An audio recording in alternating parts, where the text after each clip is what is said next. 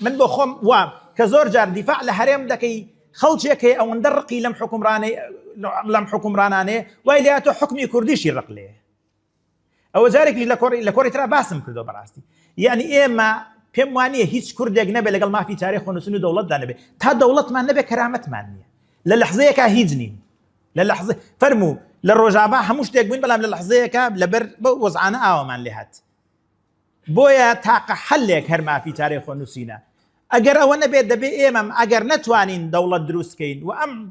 جارێ ئەم لەعنەتی دابەشبوونی چوار دەوڵەتی دوژمنە بەسەرمانە فەرزکرابێ دەبێتتر کارکەین بۆ دروستکردنی دەوڵەتی ناجح دەوڵەتی مؤسساتی نەک دەوڵەتی سوڵتەوی